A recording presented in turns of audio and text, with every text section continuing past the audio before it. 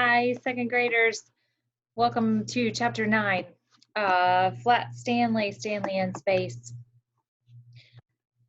The weighing.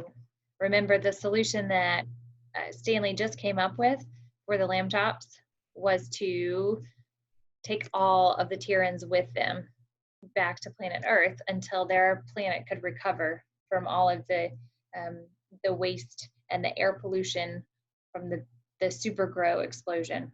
All right, chapter 9. From each little house on each little street the Tyrans came, every man, woman, and child, even Captain Ick with a guard from the jail. The rain had stopped, and the evening light shone gold on the brown field in which the tiny people stood assembled.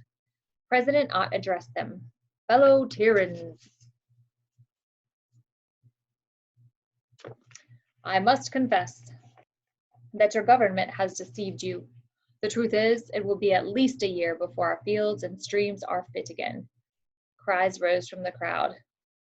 We were lied to!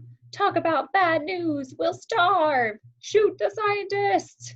Wait! Shouted President Ott. We are offered refuge on Earth. If the voyage is possible, pay attention, please. Stepping forward, Mr. Lambchop read aloud from the booklet that had come with the Star Scout. Your spacecraft has been designed for safety as well as comfort. Use only as directed. He raised his voice. Do not add weight by bringing souvenirs aboard or by inviting friends to ride with you. Cries rose again. That did it! We are not souvenirs. He said no friends either. We've had it, looks like. Mr. Lambchop raised his hand. But there's still hope. You must all be weighed. Also the supplies you would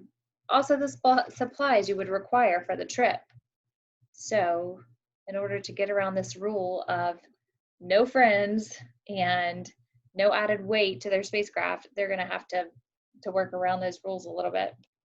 They're each going to be weighed with the supplies that they would take with them.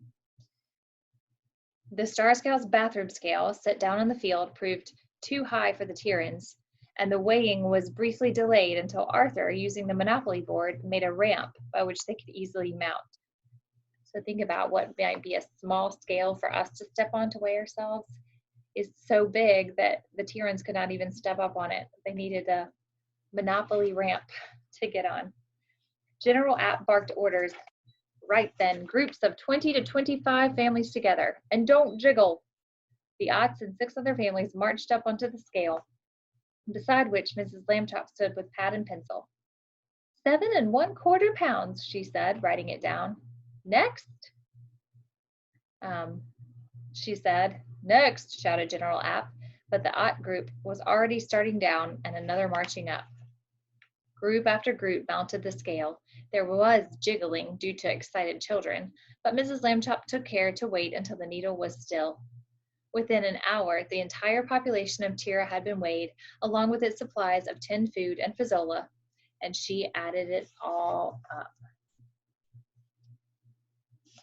So there, in case it was hard for you to visualize that, they have to find the total weight so that they make sure that the spacecraft could safely get back to Earth. Tyrans, 239, she announced. Food and fazzola, 140. Total, 379 pounds. Are we saved? Are we too fat? Came a cry. Too soon to tell, Mr. Lambchop called back. We must see how we can lighten our ship. All right, so far they're too heavy. They're going to have to do something to lighten the ship so that they can transport each and every Tyran to Earth. A good start was made by discarding the Star Scout's dining table and one steel bunk, since Stanley and Arthur could easily share. Then out went Stanley's tennis balls, extra sweater, and his chief pilot zip jacket with the American flag. Out went Arthur's knee socks, raincoat, and a plastic gorilla he had smuggled aboard.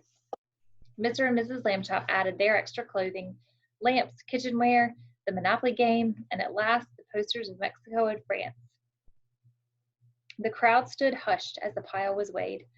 Somewhere a baby cried, and its parents scolded it. 370 pounds, Mrs. Lambchop announced.